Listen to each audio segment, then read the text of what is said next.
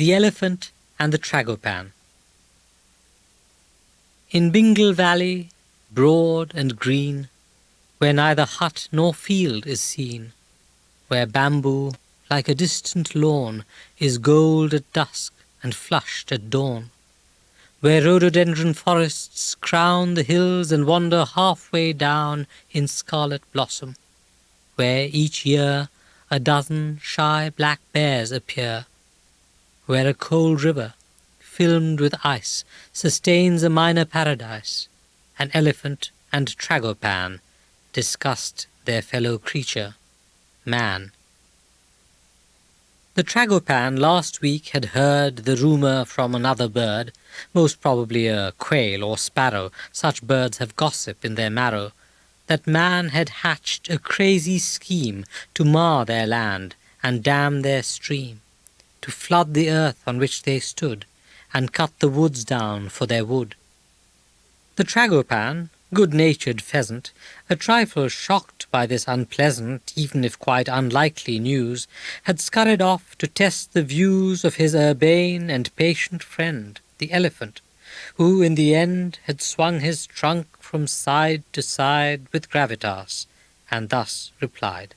"Who told you? Ah, the quail. Oh, well, I rather doubt, but who can tell? I would suggest we wait and see. Now, would you care to have some tea?" "Gnaw." The Tragopan agreed. "That is exactly what I need. And if you have a bamboo shoot or fresh oak leaves or ginseng root, something that's crunchy but not prickly, I feel like biting something quickly." The elephant first brewed the tea in silence, then said carefully, "Now let me think what I can get you. I fear this rumour has upset you. Your breast looks redder than before. Do ruffle down. Here, let me pour." He drew a lukewarm gallon up his trunk and poured his friend a cup. A week passed, and the Tragopan one morning read the news and ran in panic down the forest floor to meet the elephant once more. A cub reporter, Bison Calf, who wrote for Bingle Telegraph, had just confirmed the frightful fact in language chilling and exact. "Here, read it," said the Tragopan, and so the elephant began. "Bingle, 5th April, Saturday.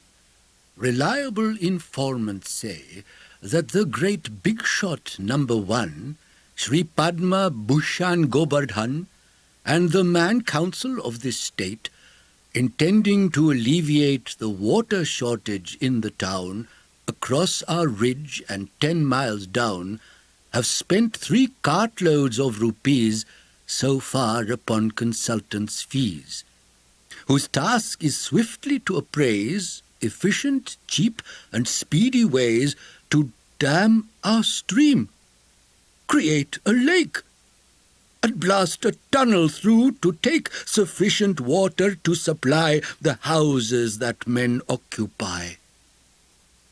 What do you think?" The Tragopan burst out. "About this wicked plan to turn our valley blue and brown? I will not take this lying down. I'll cluck at them. I'll flap my wings. I tell you, I will do such things. What they are yet I do not know, but take my word, I mean to show those odious humans what I feel. And the great partridge will reveal, that partridge dwelling in the sky, who looks down on us from on high, he will reveal to us the way. So kneel with me and let us pray." The elephant said, "Let me think. Before we pray, let's have a drink. Some bamboo wine? Perhaps some tea?" No, the bird said angrily. "I will not give in to distraction. This isn't time for tea, but action." The wattled horns upon his head stood upright in an angry red. The elephant said nothing. He surveyed the landscape thoughtfully, and flapped his ears like a great fan to cool the angry Tragopan. "It's infamous, I know," he said, "but we have got to use our head. Praying may help us, who can tell, But they, of course, have gods as well. I would endeavour to maintain our plans on a terrestrial plane. What I suggest is we convoke the beastly board of forest folk for a full meeting to discuss the worst that can occur to us. And so, that evening, all the creatures, with tusks or gills or other features, met at the river's edge to plan how they might outmaneuver man. Gibbons and squirrels, snakes, wild dogs, deer and macaques, 3 types of frogs, porcupines, eagles, trout, wagtails, civet cats, sparrows, bears and quails, blood-sucking leeches, mild-eyed newts, and leopards in their spotted suits, stated their stances, asked their questions, and made their manifold suggestions. Some predators drooled at the sight, but did not act on appetite. The leopards did not kill the deer. The smaller birds evinced no fear. Each eagle claw sat in its glove. The mood was truce, if not quite love. At meetings of the beastly board, eating each other was outlawed. The arguments grew sharp and heated. Some views advanced and some retreated. Some feared to starve, and some to drown. Some said they should attack the town. The trout said they were unconcerned if the whole bamboo forest burned, so long as they had space to swim. The miners joked, the boars looked grim. They talked for hours, and at the close, at last, the elephant arose, and with a modest trumpet call, drew the attention of them all. O beasts of Bingle, gathered round, though in our search for common ground I would not dream of unanimity, I hope our views may reach proximity. I speak to you as one whose clan has served and therefore studied man. He is a creature mild and vicious, practical-minded and capricious, loving and brutal, sane and mad, the good as puzzling as the bad. The sticky centre of this mess is an uneasy selfishness. He rips our flesh and tears our skin for cloth without, for food within. The leopard's spots are his to wear. Our ivory unknots his hair. The Tragopan falls to his gun. He shoots the flying fox for fun. The black bear dances to his whim. My own tame cousins slave for him. Yet we, who give him work and food, have never earned his gratitude. He grasps our substance as of right to quench and spur his appetite. Nor will he grant us truce or grace to rest secure in any place. Sometimes he worships us as gods, or sings of us at Eisteddfods, or fashions fables, myths, and stories to celebrate our deeds and glories. And yet, despite this fertile fuss, when has he truly cared for us? He sees the planet as his fief, where every hair, or drop, or leaf, or seed, or blade, or grain of sand is destined for his mouth or hand. If he is thirsty, we must thirst. For of all creatures, man comes first. If he needs room, then we must fly, and if he hungers, we must die. Think what will happen when his scheme to tame our valley and our stream begins to thrust its way across these gentle slopes of fern and moss with axe, explosive, and machine. Since rhododendron logs burn green, they'll all be chopped for firewood, or logged and smuggled out for good. As every bird and mammal knows, when the road comes, the forest goes. And let me say this to the trout. The bamboo will be slashed, no doubt, and what the Tragopan and I delight to eat will burn and die.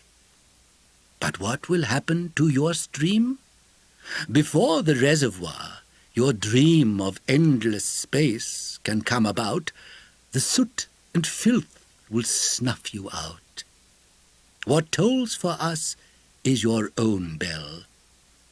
And similarly, let me tell the leopards who may fancy here a forest full of fleeing deer, after your happy passing slaughter, you too will have to flee from water. You will be homeless, like us all. It is this fate we must forestall. So let me say to every single endangered denizen of Bingle, we must unite in fur and feather, for we will live or die together. All this made such enormous sense that all, except the rather dense grey peacock pheasants, burst out cheering. The peacock pheasants, after hearing the riotous applause die down, asked with an idiotic frown, "But what is it we plan to do?" A bison calf remarked, "I knew those peacock pheasants were half-witted." and everybody joshed and twitted the silly birds till they were dumb. "How typical, how troublesome. A monkey said, What awful taste, how graceless and how brazen-faced, when all of us are clapping paws to undermine our joint applause." Oddly, the elephant was the beast who of them all was put out least. He flapped his ears and bowed his head. The pheasants have a point, He said. Unfortunately, He went on, the days of beastly strength are gone. We don't have mankind on the run. That's why he's done what he has done. We can't, as someone here suggested, burn down the town. We'd be arrested, or maimed, or shot, or even eaten. But I will not accept we're beaten. Someone suggested that we flee and set up our community in some far valley where no man has ever trod or ever can. Sweet to the mind though it may seem, this is, alas, an idle dream, for nowhere lies beyond man's reach to mar and burn and flood and leach. A distant valley is indeed no sanctuary from his greed. Besides, the beasts already there will fight with us for food and air. No, we must struggle for this land where we have stood and where we stand. What I suggest is that we go to the great big shot down below and show him how self-interest and what his conscience says is best both tell him, let the valley be. Who knows? Perhaps he may agree, if nothing else, to hear us out. But we must take, without a doubt, firm data to support our prayer, and in addition must prepare some other scheme by which he can ensure more water gets to man, for by the twitching of my trunk, without that we'll be truly sunk. And so it happened that a rally meandered forth from Bingle Valley a few days later, up and down the hills towards the human town. With trumpet, cackle, grunt, and hoot, they harmonized along their route, and "Long live Bangladesh!" was heard from snout of beast and beak of bird. "Protect our spots." The leopards growled, while the wild dogs and gibbons howled. "Redress our sad and sorry tale, the tragedy of Bingle Vale." And there, red-breasted in the van, cluck-clucked the gallant Tragopan, raised high upon the elephant's neck, and guiding him by prod and peck. The only absentees, the trout, were much relieved to slither out. They asked, "How can we wet our gills clambering up and down those hills? The journey will be far too taxing. We'd rather spend the time relaxing. We'll guard the valley while you plead." All right. the other beasts agreed. Meanwhile, from fields and gates and doors, the villagers came out in scores to see the cavalcade go by. Some held their children shoulder high, while others clutched a bow or gun and dreamed of pork or venison. but none had seen or even heard of such a horde of beast and bird, and not a bullet or an arrow touched the least feather of a sparrow. So stunned and stupefied were they even cheered them on the way, or joined them on the route to town, where the great big shot with a frown said to his ministers, "Look here, what is this thing that's drawing near? What is this beastly ragtag army? Have I gone blind, or am I balmy?" Yes, sir. said the number 2. I mean, no, sir. What to do? They've not gone through the proper channels. The protocol protection panels have no idea who they are, nor does the riffraff registrar. It's possible they don't exist. "Well," said the big shot, getting pissed, exist or not, they're getting near. And you'll be number 12, I fear, unless you find out what the fuss is all about and tender us advice on what to say and do, and think, and be. Now off with you. The number 2 was almost crying. He rushed off with his shirt-tails flying, without a cummerbund or hat, and flew back in a minute flat. Oh, big shot, sir, thanks to your grace, by which I'm here in second place, thanks to your wisdom and your power, which grows in glory by the hour, thanks to the faith you've placed in me, which gives me strength to hear and see, thanks to... Yes, the big shot said. Thanks to my power to cut you dead. What is it you have come to learn? Sir, they plan to overturn your orders, sir, to dam up Bingle, and, sir, I saw some pressmen mingle with the parade to interview a clouded leopard and a shrew. The beasts are all against your plan. The worst of them's the Tragopan. His eyes are fierce, his breast is red, he wears a wattle on his head. He looks so angry, I've a hunch that he's the leader of the bunch. And when I met them, they weren't far. Oh, sir, oh, no, sir, here they are. For now a Hulock gibbon's paw was battering on the big shot's door, and animals from far and wide were crowding in on every side. Save Bingle Valley! Rose the cry. For Bingle let us do or die! Wait! Screamed the big shot in a tizzy. Wait, you can't come in, I'm busy.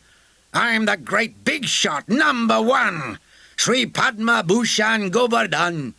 I rule by popular anointment. You have to meet me by appointment. What nonsense! Cried the Tragopan. You try to stop us if you can. The big shot sensed their resolution and turned from awe to elocution. Dear friends, he said, regretfully, the matter isn't up to me. What the Man Council has decreed is not for me to supersede. It's true I, so to speak, presided, but all and none of us decided. This is the doctrine, don't you see, of joint responsibility. But if next year, in early fall, you fill in 7 copies all the forms that deal with such a case, and bring them over to my place, together with the filing fees and 3 translations in Chinese, the Council, at my instigation, may give them due consideration. Meanwhile, my friends, since you are here a little early in the year, no fault of yours, of course, but still, it's not the best of times, I will invite you to a mighty feast, where every bird and every beast will sup on simply superfood.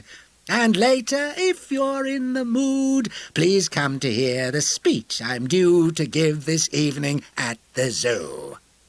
At this pathetic, tactless bribe, a sound rose from the beastly tribe, so threatening that the big shot trembled, and said to all who were assembled, My beastly comrades, bear with me.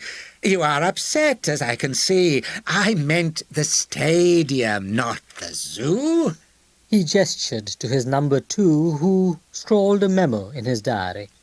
Perhaps an innocent inquiry, the elephant said, may clear the air. Please tell us all, were you aware, Sir Big Shot, when you spoke just now, that even if we did somehow fill out your forms and pay your fees, Your cure would post-date our disease?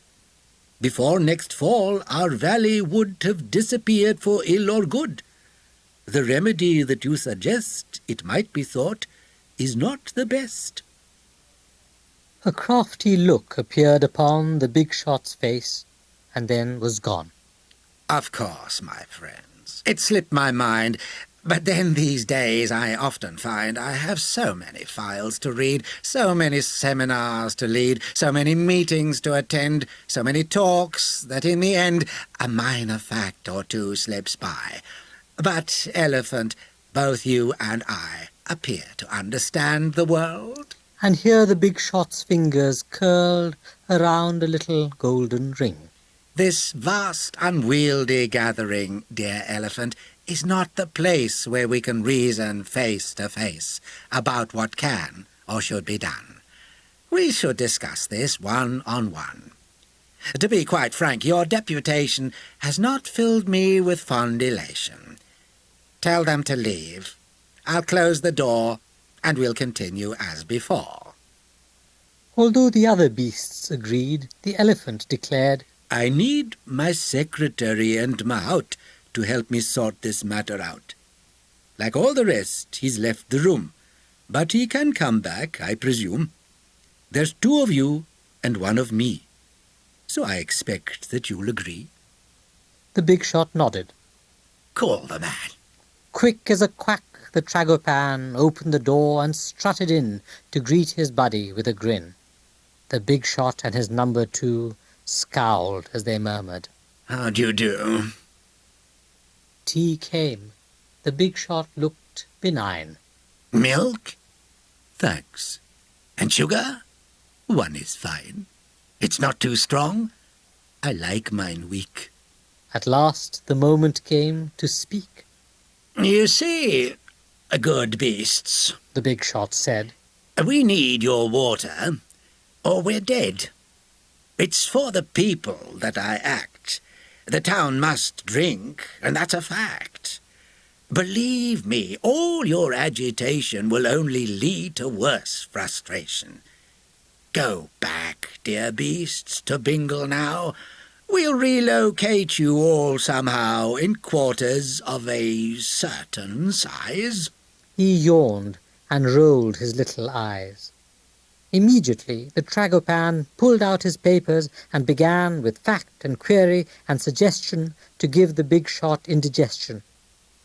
You say the town is short of water, yet at the wedding of your daughter the whole municipal supply was poured upon your lawns. Well, why?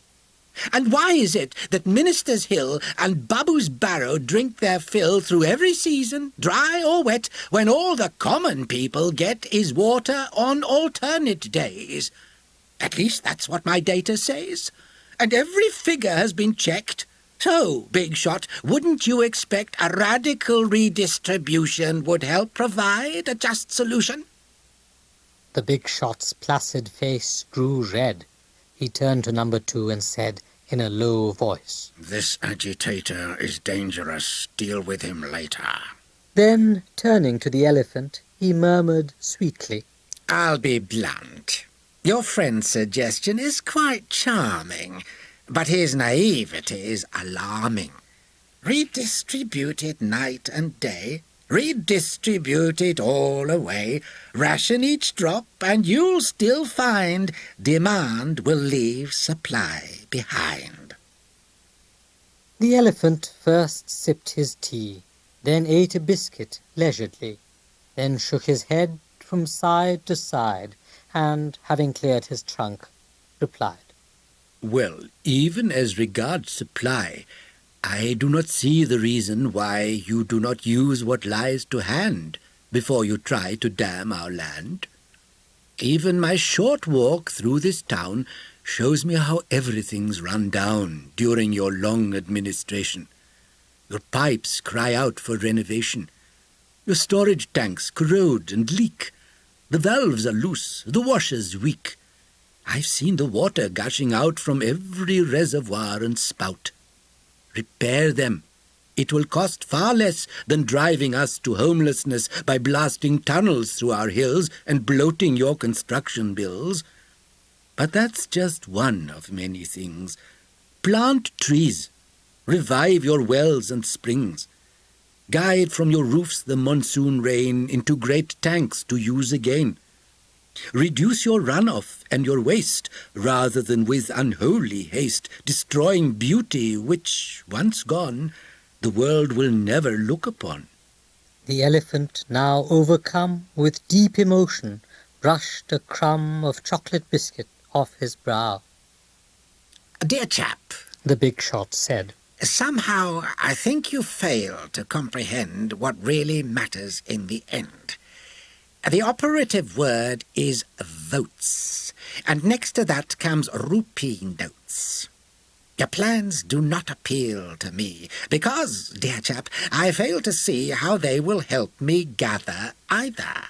He giggled, then continued, Neither the charming cheques that generous firms with whom the council comes to terms, who wish to dam or log or clear or build, will come to me, I fear, nor votes from those who think my schemes will satisfy their thirsty dreams. It's not just water that must funnel out of the hills through Bingle Tunnel. Do animals have funds or votes or anything but vocal throats? Will you help me get re-elected? You're speechless, just as I suspected. I've tried to talk things out with you. Now I will tell you what to do. Lift up your stupid trunk and sign this waiver on the dotted line. Give up all rights in Bingle Vale for fur or feather, tusk or tail. Sadly, since you're now in the know, I can't afford to let you go. Your friend will never leave this room. The Tragopan has found his tomb. As for yourself, my number 2 will soon escort you to the zoo. From this, the other beasts will learn your lands are ours to slash and burn, and anyone defying man will be a second Tragopan. He giggled with delight and padded his cheeks with air and gently added, But if you go cahoots with me, I'll spare your friend and set you free. He stroked his ring. And I'll make sure you'll be, let's say, provided for. Before you could say pheasant stew, the servile hands of number 2 grasped the bird's collar in a vice. The elephant went cold as ice to see his friend cry out in terror. He would have signed the form in error had not the Tragopan cried out, Don't sign! And at his shout the big shot's son came running in and struck the henchman on the chin. While the foiled killer squealed and glared, for a long time the small fry stared with indignation at his father. Papa, He said, I would much rather give up my place as number 3 than countenance such treachery. Why can't we let the valley live? Those who succeed us won't forgive the rape of Bingle. I recall, the small fry sighed, when I was small, you used to take me walking there with Mamma in the open air. For me, a dusty city boy, it was a dream of peace and joy. Along safe paths we'd walk. A deer might unexpectedly appear among the bamboos and the moss and raise its velvet ears and toss its startled head and bound away. Once I saw leopard cubs at play and heard the mother's warning cough before you quickly marched me off. Until this day, there's not a single house or hut or field in Bingle. How many worlds like this remain to free our hearts from noise and pain? And is this lovely, fragile vision to be destroyed by your decision?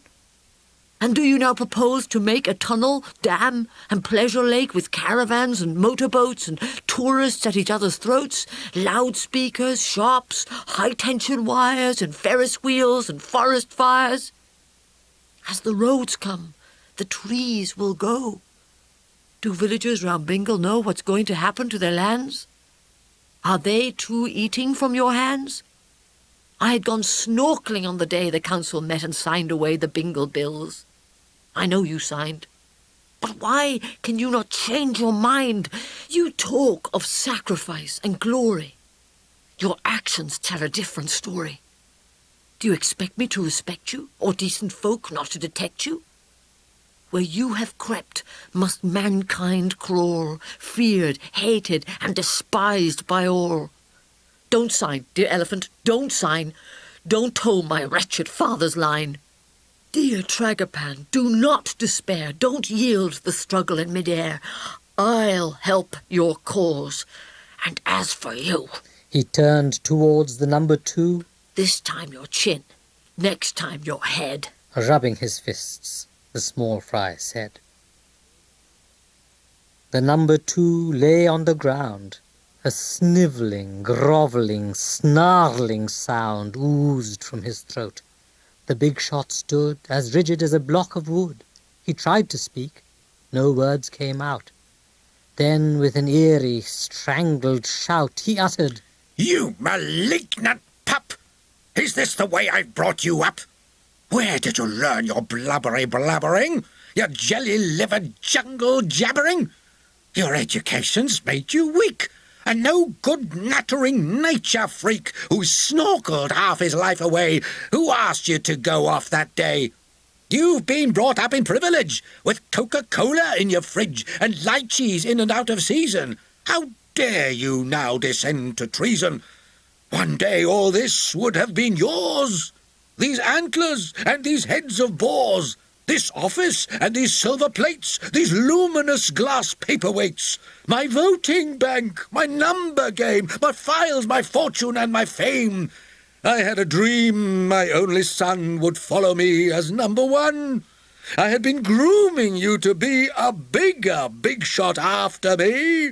You might have been a higher hero and risen to be number 0.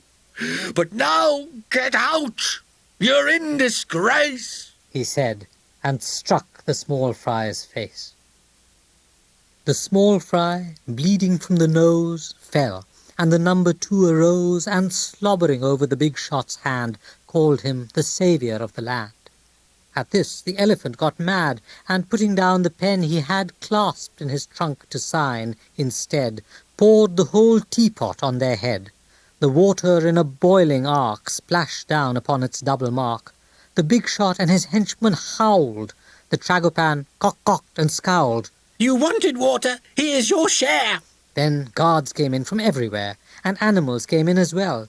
All was confusion and pell-mell, while news reporters clicked and whirred at limb of man and wing of bird. The elephant stayed very still. The Tragopan rushed round until, provoked by a pernicious peck, the big shot wrung its little neck. The Tragopan collapsed and cried, Knock, knock. and rolled his eyes and died.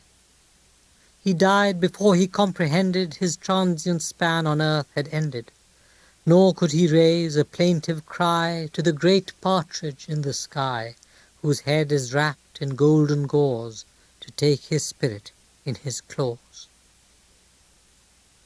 What happened very fast. The melee was put down at last. The small fry cried out when he found the pheasant stretched out on the ground.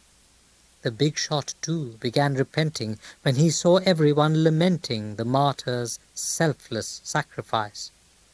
He had the body laid on ice, draped in the state flag and arrayed with chevron, scutcheon, and cockade.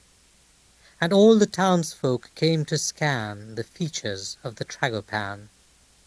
4 buglers played Abide With Me, 4 matrons wept on a settee, 4 brigadiers with visage grim threw cornflakes and puffed rice on him. 4 schoolgirls robbed the Tragopan of feathers for a talisman, and everyone stood round and kept long vigil while the hero slept. A long, alas, a final sleep. O elephant, long may you weep. O elephant, long may you mourn. This is a night that knows no dawn.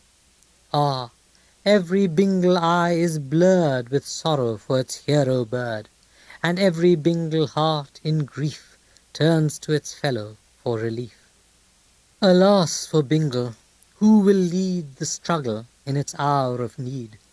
Is it the grief-bowed elephant who now must bear the beastly brunt? Or will the gallant martyr bird in death, if not in life, be heard? Dare the egregious big shot mock the cry, Save Bingle! Lock, lock, lock! and can a ghostly Tragopan help to attain a Bingle ban? For it undoubtedly was true that suddenly the whole state knew of Bingle Valley and the trek that ended in the fatal peck, and panegyrics to the pheasant in prose and verse were omnipresent. Suggestions for a cenotaph appeared in Bingle Telegraph, and several human papers, too, discussed the matter through and through. The water problem in the state became a topic for debate. The big shot, struggling with the flood, was splashed with editorial mud. Then intellectuals began to analyze the Tragopan. Was he a hothead or a martyr, a compromiser or a tartar, a balanced and strategic planner or an unthinking project banner? It seemed that nobody could tell. And maybe that was just as well, for mystery, matched with eccentricity, provides the grist for great publicity, and myths of flexible dimension are apt to call forth less dissension. This is a tale without a moral. I hope the reader will not quarrel about this minor missing link, but if he likes them, he can think of 5 or 7 that will do as quasi-morals. Here are 2. The first is that you never know just when your luck may break, and so you may as well work for your cause even without overt applause. You might, in time, achieve your ends. The second is that you will find friends in the most unexpected places, hidden among unfriendly faces. For small fry swim in every pond, even the doldrums of despond. And so I'll end the story here. What is to come is still unclear. Whether the fates will smile or frown, and Bingle Vale survive or drown, I do not know and cannot say. Indeed, perhaps I never may. I hope, of course, the beasts we've met will save their hidden valley, yet the resolution of their plight is for the world, not me, to write.